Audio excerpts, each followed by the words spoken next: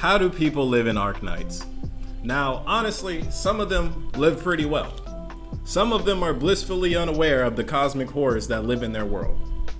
And then others are living in a dystopia.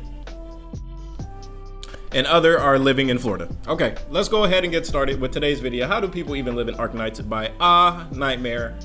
Let's go.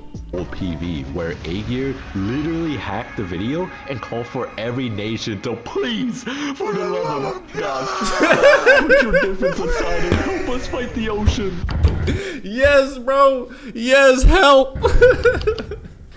After finishing the Oh my gosh, event, life I in thought about Terra. reading more of Arknight's story since the world is actually pretty interesting. But after reading through some of these events, explain to me how people even the hell live is in that? this world. Unless you are born with super arts, been given premium tier genetics, or friends with the main cast, you are not expected That's to in the survive game? past your 40s. Oh, shit. Actually, scratch that. They aren't even having a good time Oppenheimer? either. Now, this isn't a power scaling video, nor a comprehensive lore guide, because I still haven't read everything, and new lore comes out faster than I can find time to read them. This is just a fun little video about how messed up Honestly, bro, I felt that in my soul. this world is, so without wasting any more of your time, number 1. Damn. The gods, otherwise known as the Fairmoods, are immortal, powerful beings that inhabit Terra. These beings come in many shapes and sizes and have powers that scales from controlling the landscape to time-space manipulation. The one I would like to focus on most in this segment is Who has the time, space, and manipulation, bro? and how much do I have to spend to get them? Fairmood Sui. So, a quick backstory on Sui. Back then, when Yan was in his infant state, basically during a Chinese dynasty, there was a lot of infighting between clans. Then one man named True Lung rised up and united everyone under a single nation. However, bro, he looked like a warrior, bro. Look at him. He even got horns in his hair, bro. the Fairmood have been using their powers to rule by fear, forcing the people to worship them like gods. But fear left for too long often breeds into hate, as one emperor decided to declare a legendary event known as the Great Hunt. Okay. Believing that he can defeat gods, he carefully planned and lured the Fairmoods to a festival. Then he launched a full-scale attack, even shocking everyone with the partnership of Fairmood. Betrayal! But Sui had alternative Betrayal! The reason why he's helping the Who'd have guessed it, bro? He got horns on his head. was because he wanted to be the only god in Yan. Only the Emperor knew this. After all, he viewed all gods as being selfish and used Sui's power against him, imprisoning him deep underground and splitting him into 12 fragments. 12 Since different the Emperor succeeded, Horcruxes. Yan basically became a world superpower, being the only nation to ever challenge and defeat gods. Okay, But that sounds in kind fighting of them, hard. the Empire lost millions. The army was nearly destroyed, and the north part of Yan became corrupted because of demons. So this event is what created demons? Or are you saying demons were there, but then this event helped wake them up or something like that? Which one is it? Because that's crazy. Depend on that for later. But here's where we'll talk about it later. Prophetic. Sui is said to revive soon, and so are the other Fairmoods. After being killed or banished by mere mortals, what do you suspect a god would do when they come back?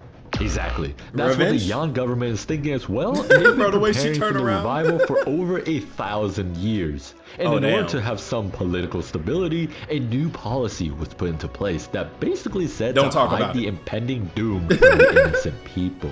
Don't tell anybody. Regular people not know about the gods returning, but also the fact that there are literal demons and seaborns coming for them. Bro, don't ask about the aliens. They ain't ready for that shit. Put a pin in that one as well. To put things into perspective, after like 1,000 years have passed, a lot of people in Terra don't even know if the Fairmoods are real. In fact, they would just call them gods like we would. Now, imagine if your government not only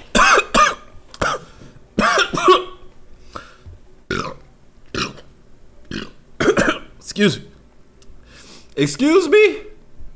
Bro, speak for yourself. In fact, they would just call them gods like we would. Now, don't say we, bro. That's don't say we. Imagine if your government not only hid the fact that they kept God's corpse in their basement, but also the fact that Armageddon is coming, and we might have pissed God off. I think it would go something like this for the average. God is dead and we have killed him. Friedrich Nietzsche. Rich people, you're out doing your thing. Then a countdown appears. God is coming What in makes 2 it minutes, even by the way. worse is, of course, there are factions and cults that are trying to reunite all the fragments to revive Sui. We actually get to see this when one of the dying Fairmoots named Ya came back to Yan for revenge against Sui and the country. But Master luckily, Splinter? during the climax, Big Bro Changyu, one It's of the 12 ninja fragments, time. managed to confront Ya, only for Ya to hit a... Is that a reset? What is that? But Changyu said, I don't need shit. magic, and just beat Ya out of the domain with Kung Fu. Honestly, with Nyan, He's the one. This guy is Neo. and just beat Ya out of the domain with Kung Fu. Okay. Honestly, with Nyan and her fragment siblings trying to fight against Destiny, by the way, she's my favorite beside the rice farmer, I think this event could maybe be survivable. But you know what's funny? If we are looking at just Fairmoot wise and not the other threats, Yarak might actually be the safest place to live in the entire world. You know, I've always been a winter guy. A little bit of snow here and there. God is still alive cool. and pretty happy that people still worship Cool. her. Lady but Buddha, she does yeah. wish that the people didn't isolate themselves. That's right, this god wants you to go outside more. At one point, she basically took on a form of this woman and act as a maid to the Saintness. And I don't know if they did this on purpose or not, but they kind of made her look like a corpse. Her skin is super pale and usually blue lips tends to indicate a lack of oxygen. But yeah, she's just hanging around behind the scenes since she wants her people to be self-sufficient. But don't worry, here's a little miracle for you. I like also her like already. how they explain the reasoning for Low-key. why these gods You know, hands off. Let them figure it out, but I'm here. I'm watching. like beams doesn't instantly wipe the map. I is respect because their powers are actually landlocked. They're basically nerfed without Yeah, home they're stuck field in their advantage. one area. You know what? No, That's normal. she should be. So, Damn. yeah, that's number one. Time to move on to our next segment. Cognitive hazard and info hazard.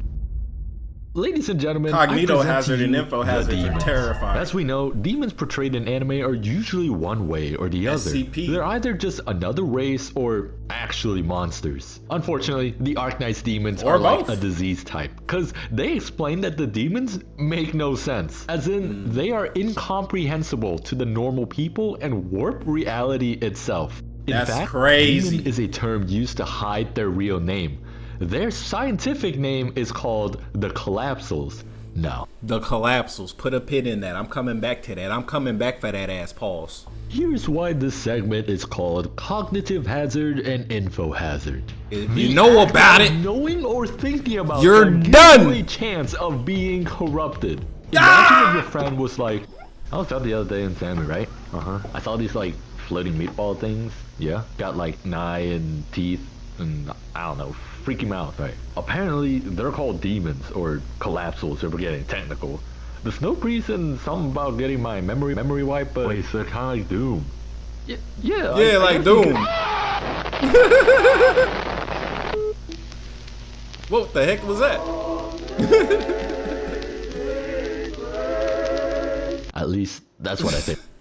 Bro, thank you for creating that nightmare fuel, brother. I'm gonna hit the like button just for that, bro. That was a banger. What happened? But there's also this part that doesn't make sense to me. So there's this country called Sammy that's located super close to the north. Shout out to my ex, Sammy.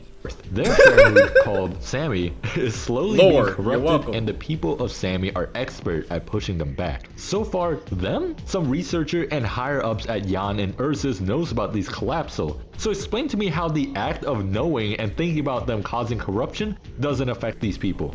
Now, I had to look up a wiki Maybe they to don't see what believe the it? symptoms of corruptions are, and what I found. Like somebody could tell you something, and it sounds so crazy that nobody believes it. Like the government trying to take down YouTube. It sounds so crazy, but you don't believe it until you start giving them your ID. It sounds so crazy, but you don't believe it. Oh wait, that shit happening. Ah! Is straight out of Craziness, an SCP file. bro. Your body starts to develop black patches, faces becoming a singularity that do not reflect visible light.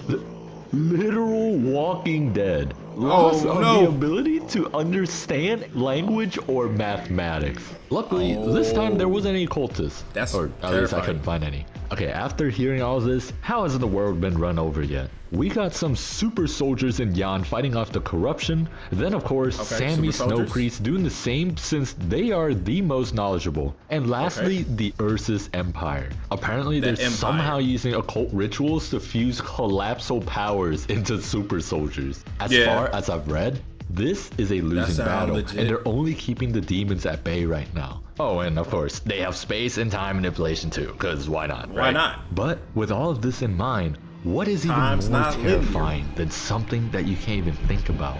Something that's even more dangerous than reality warping powers. That's where we head to segment 3. Cthulhu! Now, segment 3 is where things go from somewhat controllable to utterly inevitable. Oh, it gets worse. You live near the sea. Maybe sometime go there for the nice relaxing waves.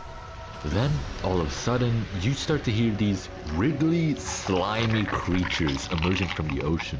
They are called the Seaborn. Bro, why you put From that my sound understanding, these things will immediately try to shut down your nervous system and assimilate you into their hive mind. The main thing separating their aggression, however, is the fact that they don't really do this for fun like the Collapsals. They just want to preserve and survive like any other animal. But these underwater people called the Aegir did something to them that made them view all of humanity as a threat. What makes them more dangerous than the Collapsal is the fact that they can evolve and adapt to anything. Like you shot one with a gun, now their whole species is bulletproof. There are tiers to these things, by the way, being as small as a microbe to these flower urchin looking thing, all the way to these and it got a heart class. These things only recently became a problem, and unfortunately, again, no one knows about them. The country called Iberia, located closest to them, thought that, hey, maybe we should be the only line of defense against these creatures. And of course, there's a cult. These guys are called the Church of the Deep. And guess what they believe in?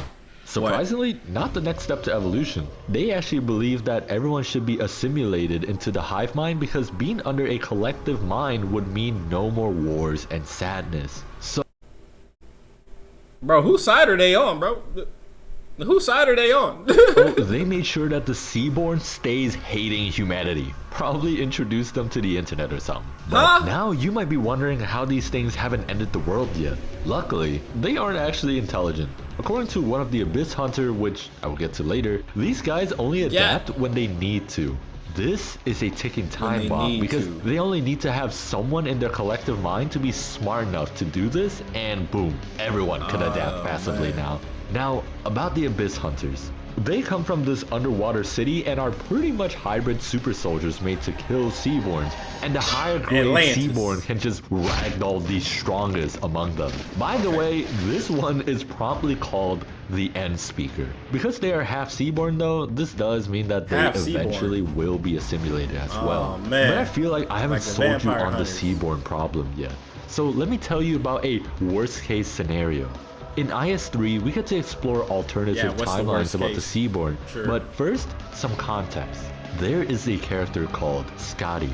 She's one of the Abyss Hunter and is one of the most powerful people in the world because her battle causes massive property damage, including collapsing an entire fort. Again, not a power scaling video, so I won't do any math. But mind you, she is just using a greatsword. So she managed to take down one of the Leviathan called Ishar Malah. However, when the Leviathan was defeated, its blood managed to fuse with Scotty and now lays dormant. Now, in the worst case scenario timeline, Ishar Malah managed to take over Scotty's mind, bringing in a new age called the Second Silent. There is a whole PV where Aegir literally hacked the video and called for every nation to please, for the love of God. Okay, we back at the beginning. Let's fight the ocean. But as we soon see, this does not work. This animation made by Ziying Zhang beautifully showed us what could have happened during the fall of humanity. The animation begins with a man stripped of everything. Damn, hold on. I kind of want to watch it for myself. Alright, somebody send me this. I'm gonna watch it for myself. I don't want no spoilers. Humanity. Okay, so we not gonna know what happened. Well, y'all already know what happened. Y'all already seen this video. This came out 2 months ago.